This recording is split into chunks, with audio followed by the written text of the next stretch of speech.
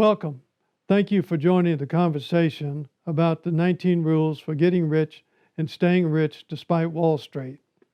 As we move through these discussions, I'm going to ask you to go to your book for certain passages, so please have it available. If you don't own a book, you can buy one from your local bookstore, from our website, uniquereads.com, from Amazon, or wherever ebooks are sold.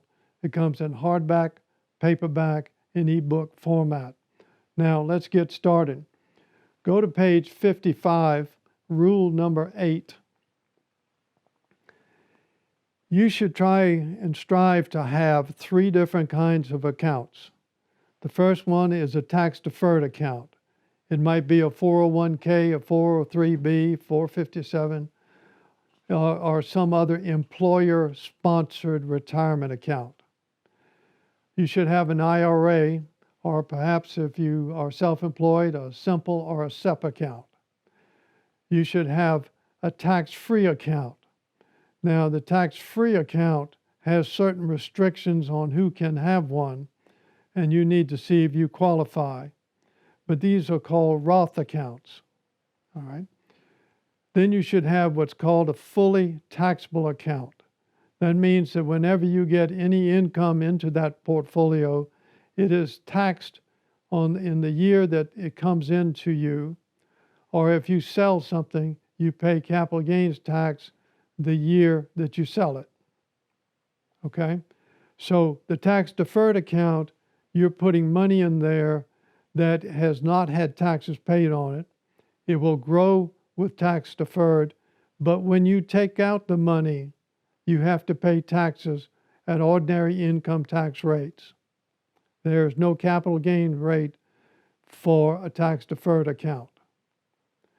In the tax-free account, you put money in there that you have already paid taxes on.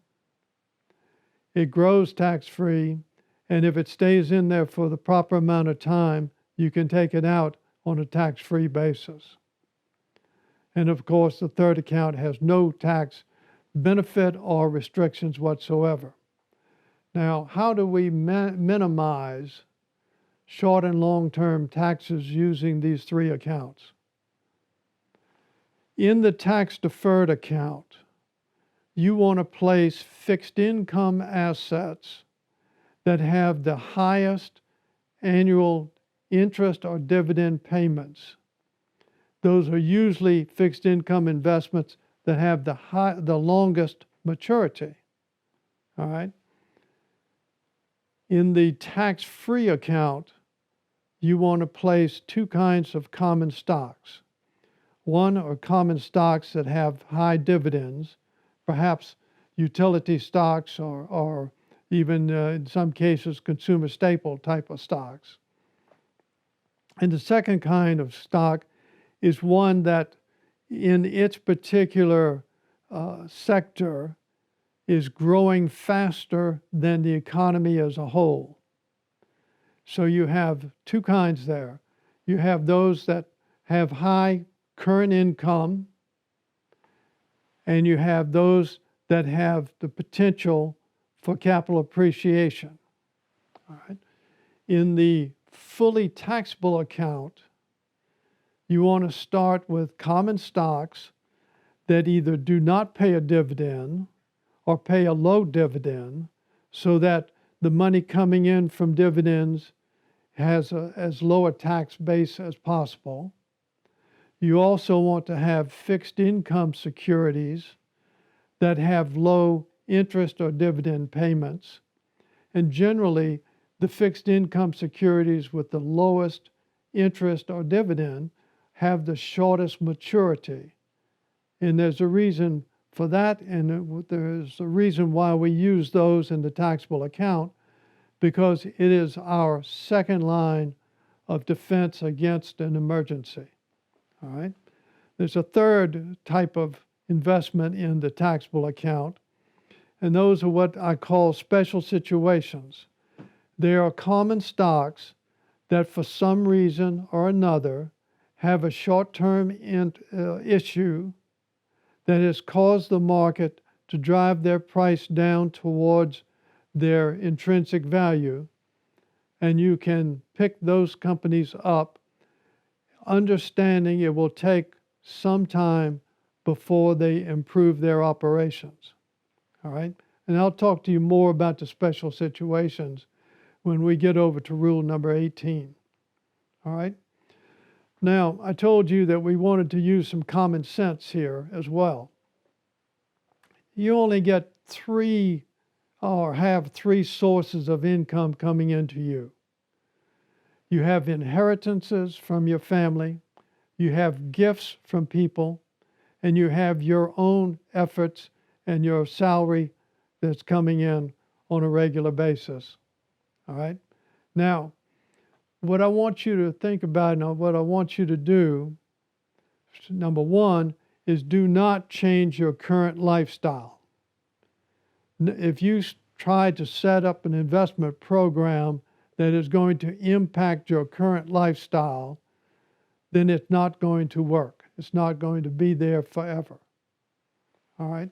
So if you get an inheritance from your family, a legacy that they are sending down from one generation to the other, put that entire inheritance in your investment program so that you'll have it later in life and you'll be able to pass something on to the next generation. All right? If you are given a gift, either by a family or a friend or what have you, then take half of that gift and put it in your operating account and enjoy it now. Take the other half and put it into your investment portfolio so you'll have it to enjoy later. Over time, you're going to receive raises and or bonuses. Now, let me make this clear.